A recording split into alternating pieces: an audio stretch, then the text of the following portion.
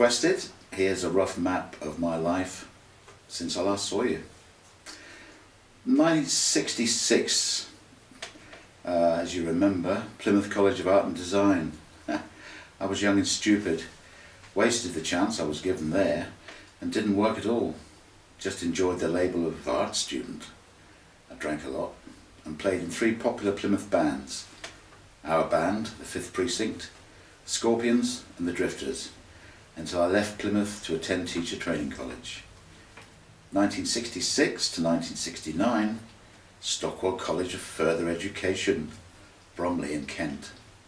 Did art as a main subject, of course, and carried on drinking, becoming quite a cult figure with a small circle of equally weird friends.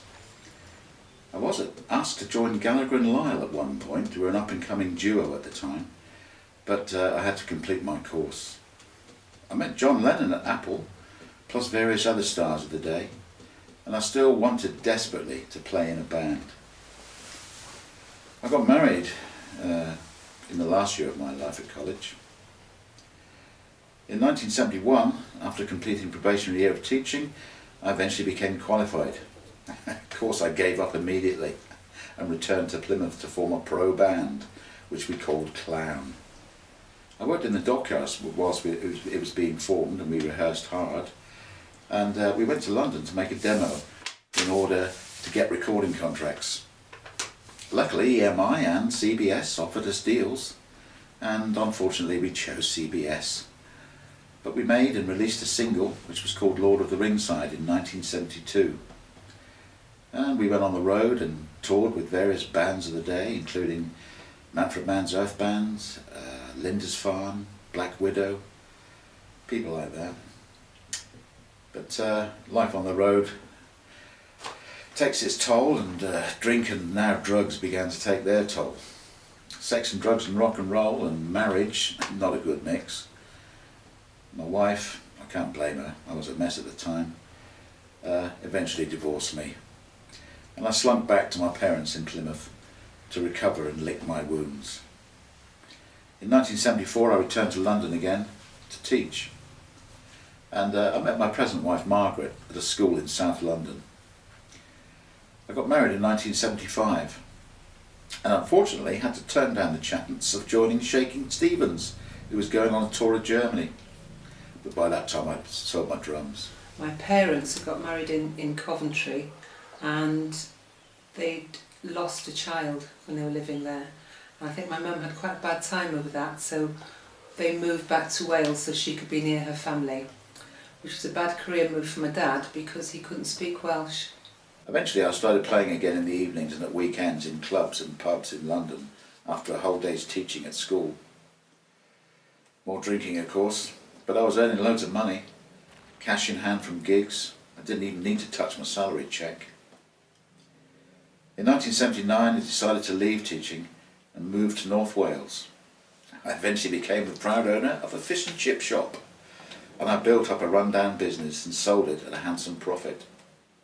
And I owned 2 houses in Wales, and of course started playing again in local bands. In 1980 I teamed up with Nick, one of the old Clown members, and we went to Ghana, West Africa, to play music. It was a harebrained scheme, but we thought we were going to make a fortune.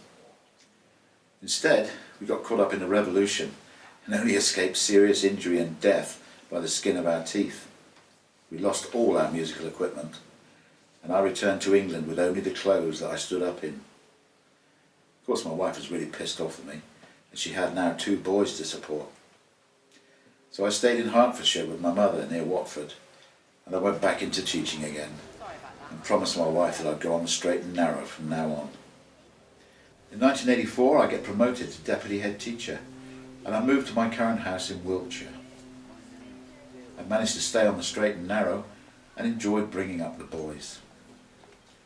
I got promoted eventually to head teacher, but eventually after 10 years as head, the stress got to me and I called it a day and joined the MOD police on shift work for the Ministry of Defence.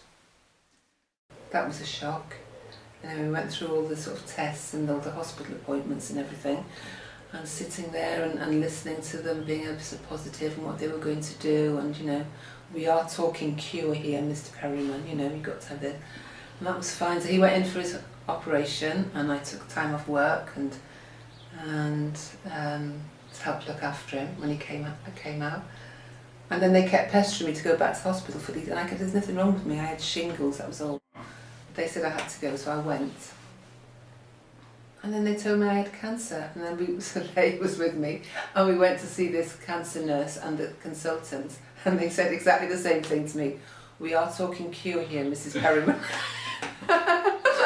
And we both started laughing. And it was a month, yeah, I think it was 6 weeks from the time Ley had his operation, I had my diagnosis, yeah. So I stole his thunder really, because he was the centre of attention, because he'd had cancer and everyone was making a fuss of him. And then I came along and just spoilt it all, you know. You're over it now, Ley, you know. So yeah, so it was strange really, yeah. But we're both okay now.